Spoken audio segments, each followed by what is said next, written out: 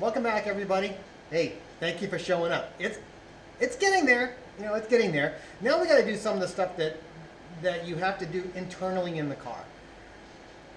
We have a lot of stuff that's been welded around, and now that we have a relatively, you know, how can I put this, stable structure, I want to get it more, how can I put, crash worthy, because we have crash worthiness in the back, we have crash worthiness on the top, you know, and rollover protection. But I also want to have, you know, in between the strut towers, I have to redo the bar, and from this sill plate back is, you know, when you take this quarter off, it's kind of wiggly wobbly right here. So I want to make a support structure that holds this, just in case you're sliding like this into a tree. This thing will take a lot of the brunt of it. And if you're coming this way, ass end into a tree, and it hits here, this way it'll be held on. And if I have another piece of metal, you know, on the other side of this quarter, that way you can, it'll be held, it'll take a lot more force in order to be an intrusion of anything into the cockpit. You know, that's pretty much the whole deal.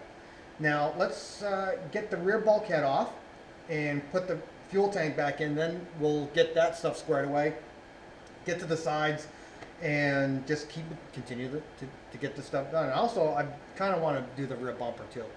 I want to have that in set place so I can actually weld or stitch weld, not fully weld, stitch weld the supports that I actually laid in back there. So let's get right on to it. Okay, now we have to take the this bulkhead out. What I'm going to do is just going to drill out all the spot welds. That's it. Pretty much, I just need a lip to re-weld it back onto. That's the reason why I'm drilling out and not just slicing it back and forth. So let's get right on to zipping this stuff out.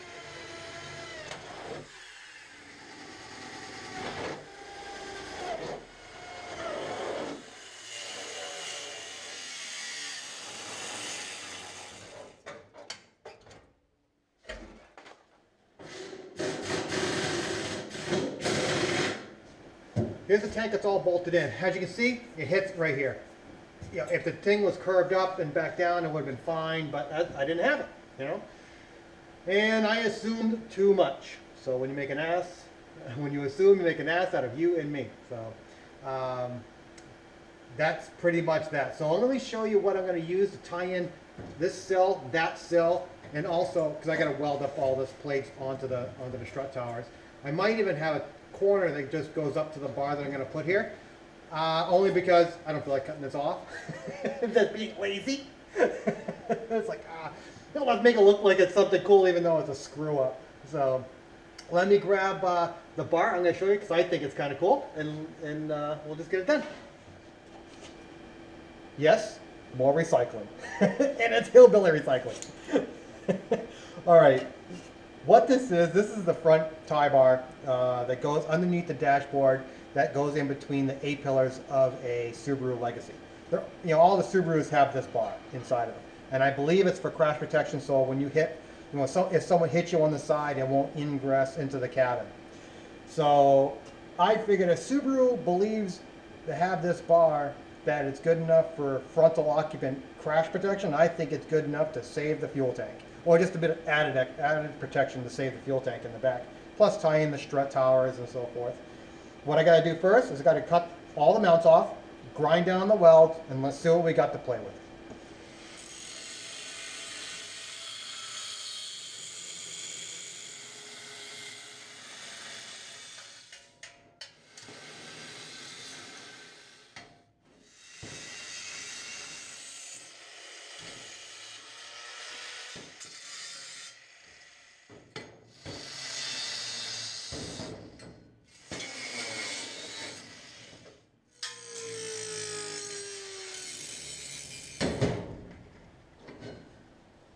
All the welds are ground out. A little trick that I did with the grinders is what I use is a cutting wheel, and what I did was I put it flat on the pipe and cut into the weld because grinding was taking too long, and I forgot. You know, I haven't done this in a little while. I forgot how to do it because you don't want to grind in to the actual tubing. You want to keep as much metal there as possible. So what I do is put it right here, sliced up, sliced up, sliced up, sliced up, then use the grinding wheel, bring it down. that simple. Let's go over to the chassis and let's put this thing in. Well, that's how she's gonna kind of fit. I have to take about an inch off over here. It looks, looking at it, if you look right here, there's holes right here, so I'm gonna have to make a dispersion plate for this. Because I don't, you can't weld into air. That's pretty much it, and we can't push it further back because we have to make sure we can take the struts out with a wrench. I'm gonna cut a hole up here before I, paint it all, but that's so I can get a gun down there if I'm really, really lazy. Hopefully not. And then we're going to connect these bars right here. They're going to come up and make it look like a ladder section. I think it's going to look kind of cool. Whether or not it's going to work, well... All right, let me go grab the cutter. Let's cut this thing up and get this thing done.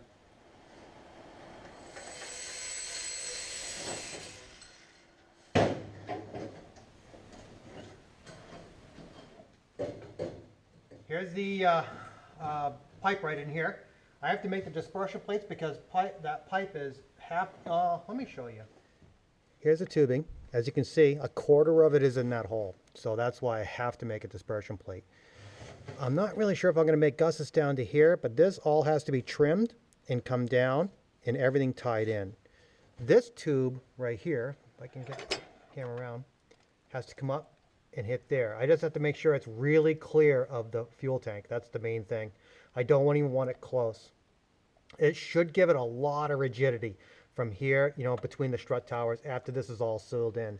I got to weld the rest of that plate onto the strut tower. This thing is far enough forward so I don't gonna have any restrictions on pulling out the strut. That's a big thing. So let's first start building some plates, and I'm gonna go find some pipe to do this, make it all worthwhile, So let's get this stuff done.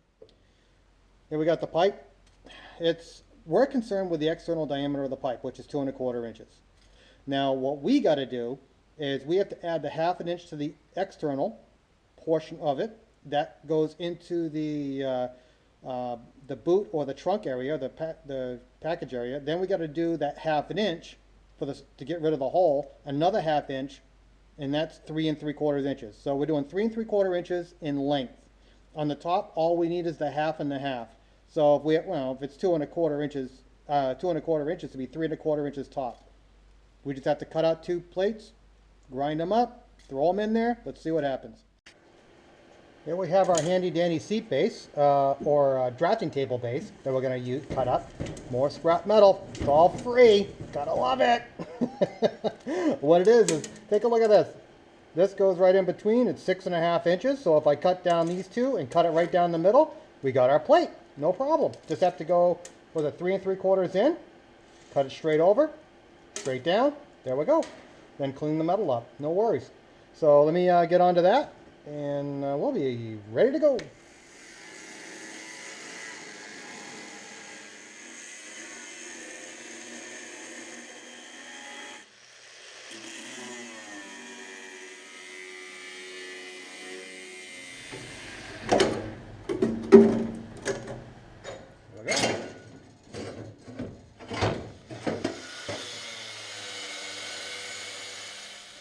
Here's the plate right here. See? It covers. I'm trying to do it with one hand. All right. I cut it at an angle. It's going to basically be covering that hole and weld it up and weld everything right inside, which I like, I got to do the other side. We can get this bar pretty much tacked in.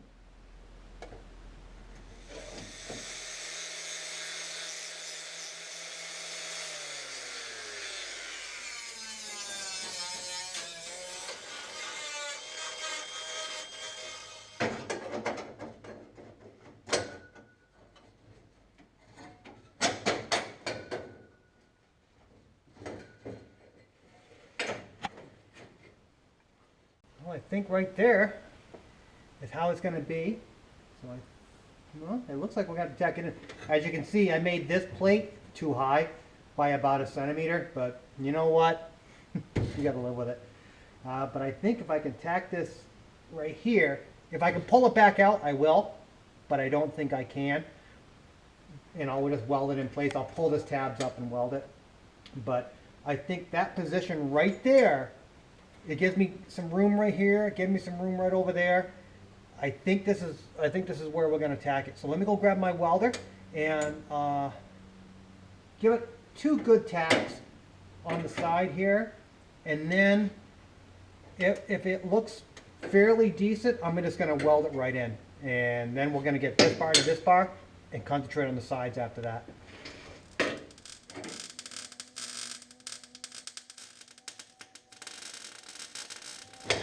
Let me see if I can pull this thing out so we can weld the rest of it. If not, weld it in place.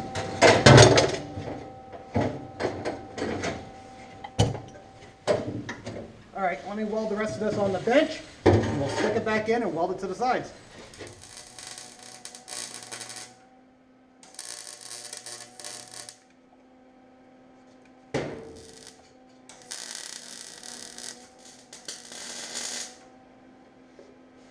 Well, it's all welded.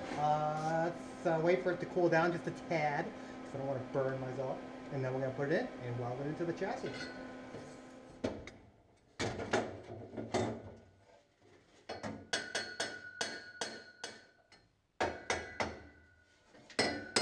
Oh. What I'll do is I'll weld this down. Let me go grab the other panel. Let's put it in there. Let's see what it looks like.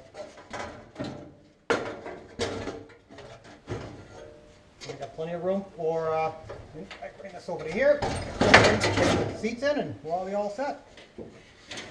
In order to attach this part to this pipe, what I'm going to do is, this is the pipe that I cut out right there. All I'm going to do is pretty much make sure I clear that, put it at an angle, and chop me off about this much of it. So, oh, let me grab my pen, wherever the hell it is, and make it work.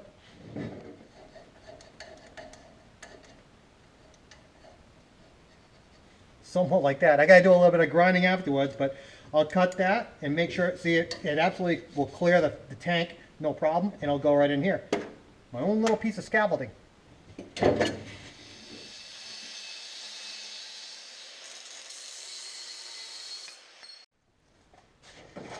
Let's see how close I came.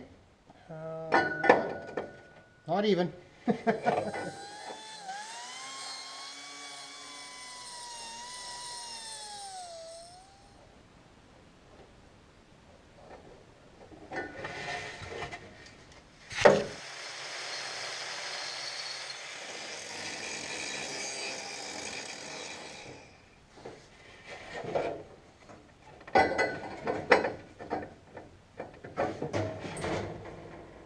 Not bad, a little bit of a gap, but it should be right. Hopefully this one will match up over there and I can just make a copy instead of grinding it 20 times so you guys never see. Let me get that one done, then I'm going to tack this in and continue with heading downward.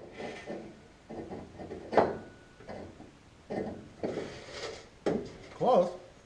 No cigar though.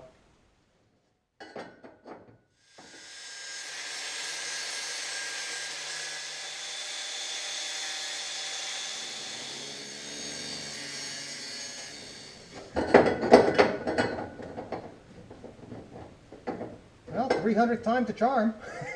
Let me, you know what? I think I'm just going to weld the damn thing in. Screw it, you know? Right there, right there. Yeah. Yeah, let's weld it in.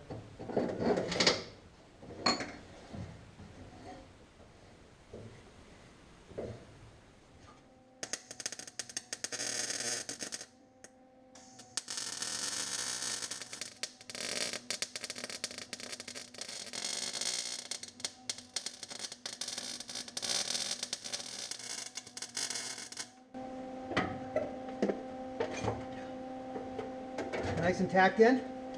Let me pull the fuel tank so I can get it all around, and let's weld this section in so we can move downward.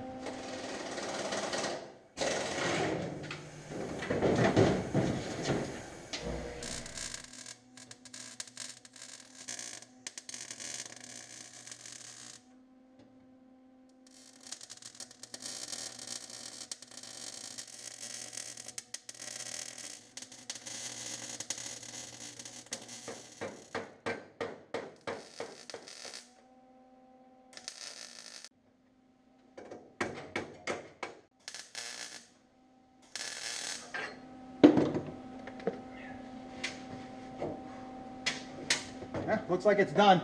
Or not done. I mean, it's welded on this side. I got to go into the boot or the trunk lid and weld the other side. But I'll do that later because that's nothing. What we got to do now is make the plates that basically make this a box section. So let's just throw up a couple of plates, do that, then we can work on the plates for inside here.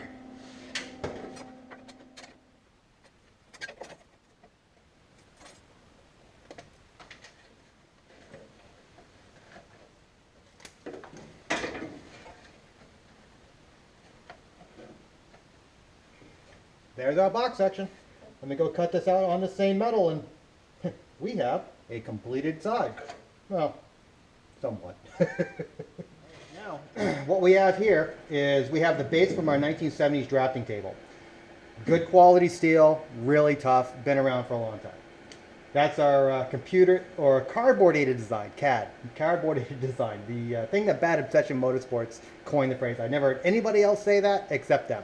That was actually, I've heard a lot of people copy them, but they are the first people that I've ever seen use it. So I'm giving them total credit.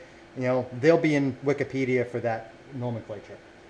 So all I'm going to do is just cut a couple of sections out and then trim it to fit. This fits exactly on the right side. The left side is about 10 mils longer. Yeah, that's what you get when you're doing the hillbilly stuff. So let me cut this stuff out. Then I'm going to trim this one to, you know, I'll do one to fit and then I'll do the other.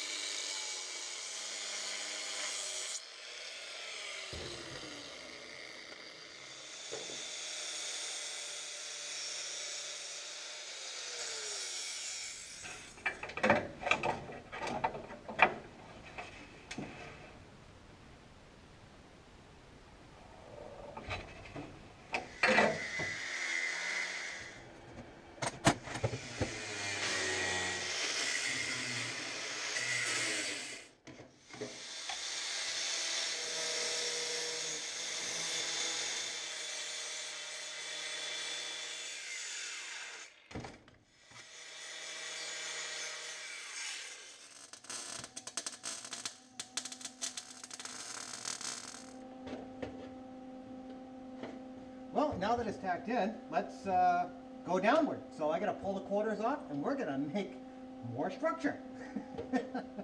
Sound like a broken record yet? All right, we are here at the B pillar. Now, as we're, like I said, we're moving down. We have to build the structure more back into the B pillar. The B pillar has a bunch of box sections or a bunch of stamped steel pressings that they put together, and it makes a box section. It's actually pretty strong, and they utilize the door with a door lock mechanism, the door bar, everything in order to decrease the amount of ingress into the cabin when you have a side impact. They are also counting on it being a steel quarter. That's a big thing, I think, because it's a steel quarter, it has lines, it creates stability and stress. Pretty much it's, you know, it's a good safety feature, you know, having it steel. When you have fiberglass, there is no safety feature. It just crumbles. What I'm going to do is, seeing how we have this bar right here, and we have these two sections welded, okay, this is all good. I want to put more structure into the outer casing here, because you can move it back and forth, and I want to basically stiffen that up. Stiffening that up and bringing it to the wheel well to stiffen that up. That's kind of the whole deal that I want to do. I got to miss the seatbelt retractor right here, but other than that, let's just try and add some metal into it to make it, you know, I think more safe and more stable. That way, there's less chance of the body, you know, bondo cracking, stuff like that, you know. So let's get on to doing it, and I'll show you what I'm going to use.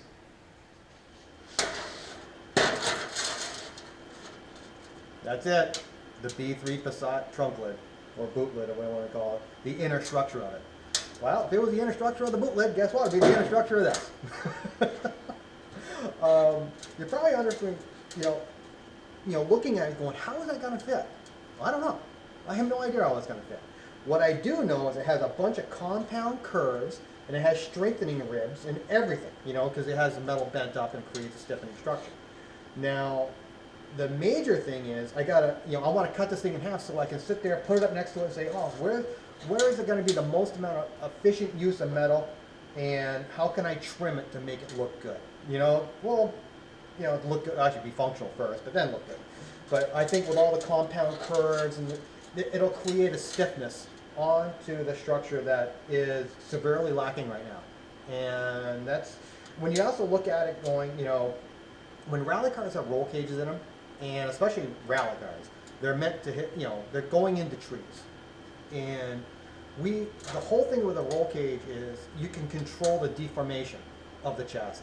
It's stronger because what happens is you have two welds right here, you have the bar in the center. A tree hits, this is all theoretical, but a tree hits the center. It takes the bar and it pulls like this. What does it do? It pulls the roll cage in, and it dissipates energy in a much more controlled fashion. That, you know, that sudden stop is reduced to a almost sudden stop. It still hurts, you know. I mean, it still rings your bell. How about that? You know, because I went off on Mount Washington in '96 and '97, something like that. I can't remember what year it was, but it rung my bell. The tree rung my bell, and it destroyed the car. But let's get on to doing this. Let's make it usable, I guess. You know, so let's make it look cool.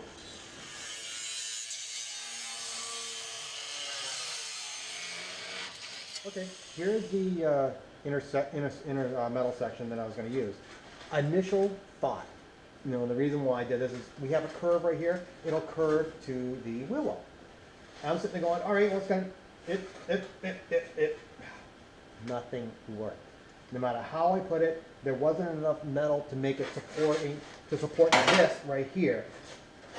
And I want the supports attached to here because besides the impact protection that I want, I also want this to be stiff so this thing doesn't move and the Bondo won't crack when I fill in the gaps. That's a big thing. You know, we're trying to get a couple things done with this panel. So what I did was I looked at the other panel that I was going to use on that side, and I looked at it going, well, if I take this inside, take a look right here. This is straight all the way up and down. This will fit inside here. It won't weld onto here, but this section will.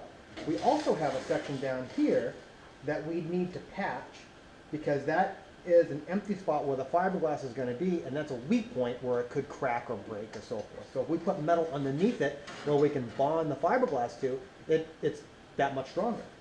So I'm looking at this going, all right, well, what do we need to trim off first? Well, we need to trim this off first. If we're going to be using this panel for an extra piece down here, I'm going to trim it right here. So it's going to be an L shape.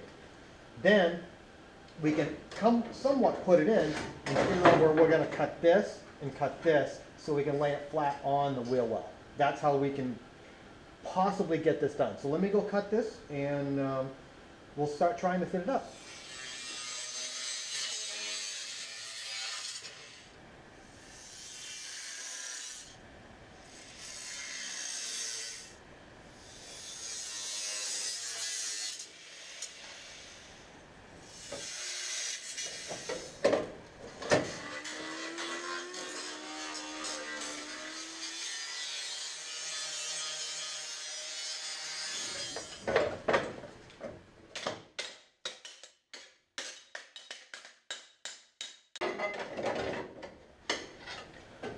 This is right up and back, it's ground on the other side. So what I want to do is I'm going to weld it, then bend it in and start trimming all this stuff to make fit. Right down here, this I can, you know, start pounding that up, but I want to get this stable first and then I can get everything squared away. So I have to go in the back side, weld it right here and make it work.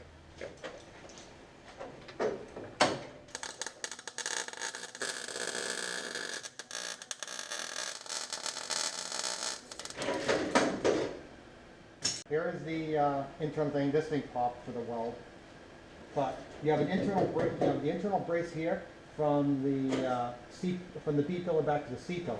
I want to weld this to that and to this.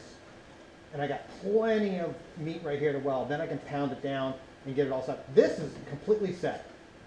This is a little bit floppy, so I kind of want to, bend this up a little bit like that before I weld it down here. I want to put the fender back on. I'll trim it, put the fender back on, and then make sure it doesn't interfere when you put the fender on. That's pretty much it. So let me get the welder again. I'm going to bring this all the way over. Yeah. Because this was stationary, and I'm just going to station it like this. I'm going to weld it right there, and it's going to be like that. Then we're going to weld this inner piece to this section, which will actually make it fairly stiff. And then I might cut this down and box it in. Not really sure. I might have a bar that goes right here, which makes it even stiffer. Don't know yet, but I think the first course of action is we should weld right here. This will give us a really good point, and then we should weld on the back side of this section to this section. That way it'll be stationary and all in right there. Then we can start trimming, putting it down inside, and welding it to give it a lot more structure. Even when I push in like this, remember that little bit of play? There's no play now in this B pillar or door mount or whatever you want to call it. But that is an awful lot of stiffness right there. This thing I'm not going to weld until I put the quarter back on. I'll weld this right here, and I'm going to weld this plate inside here. That way it's all stationary. I think it's going to work. Oh my God. All right, that's good. So let me grab the welder.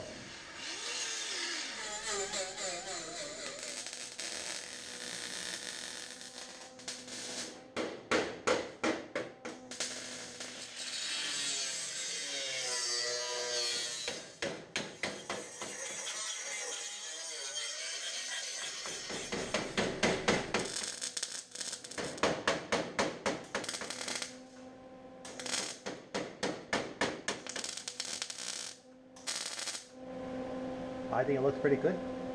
Now we just have to trim this up so we can fold it back in and make a box section. But I have to make sure this is still fitting the actual corner. Let's do that, and then we can finish up on this. Down here at the bottom, we need to make this a box section to make it rigid. What we have to do is cut here to allow it to turn, cut here to allow it to flip up.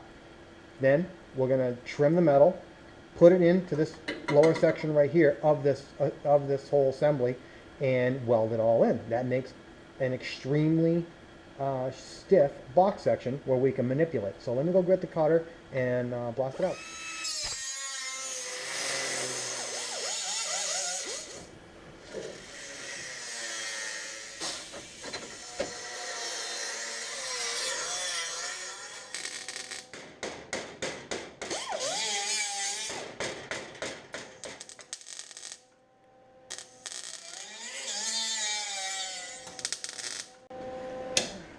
Oh, here we go. The section is basically welded in stationary here, stationary here, stationary here. I left this loose, I left this loose. This is so I can move it, and this will come in and out. That way when I put the quarter on, I can guarantee fitment. What I gotta do now is now that I know what I'm doing, I can go over there and just cut the side and just blast it in. That's probably, you don't need to see that. The last thing we're going to do in the episode is we're going to make the gussets from the 5+5 main chassis to the seat assembly. That way the bottom part of where I did all the frame rails will actually be much more stable. I think, this the whole thing is I'm under engineering it and overbuilding it. So there we go, because I might have to cut this off depending on how everything fits. That's it. But that's going to be it for a different time. And once the gussets are in over there and gussets in here, we're going to end the episode and continue on in the episode after that. I don't know what it is. We'll figure it out. So let me go do that, and I'll be right back with you.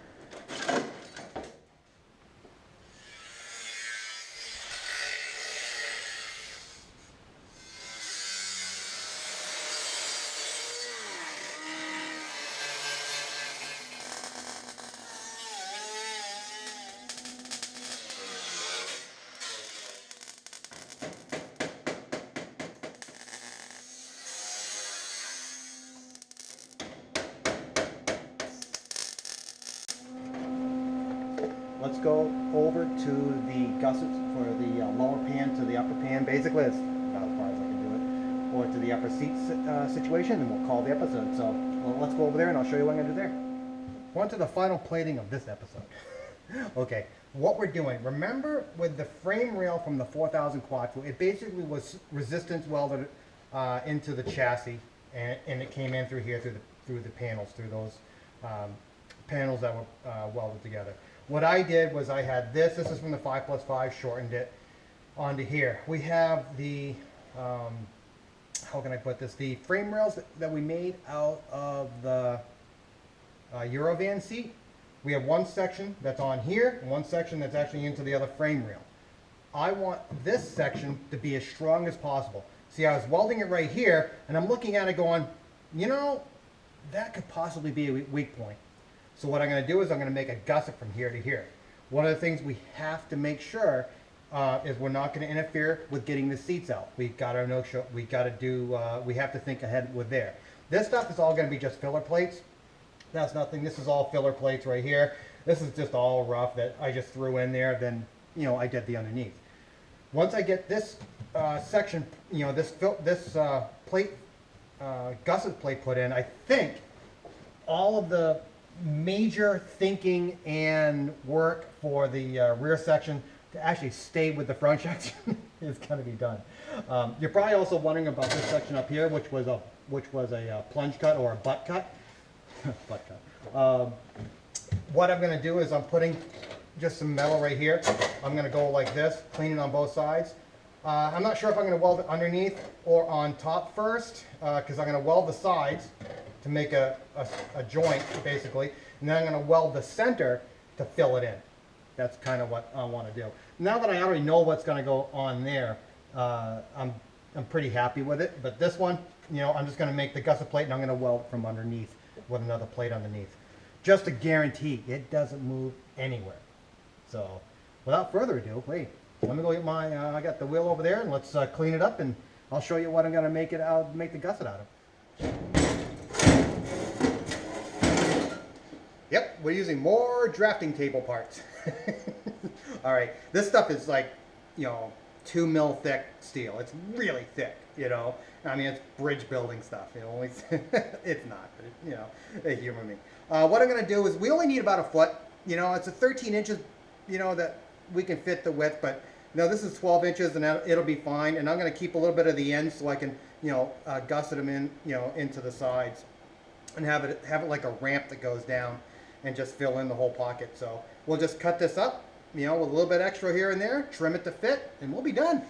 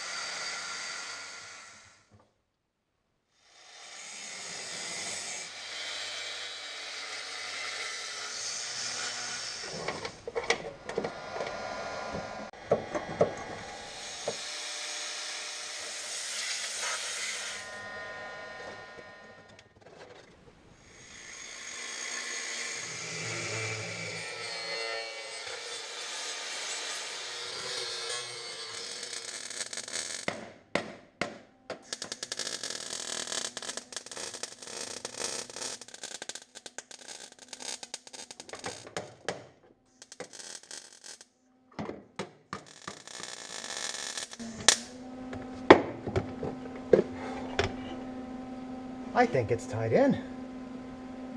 Let's wrap this up so you guys can stop watching me.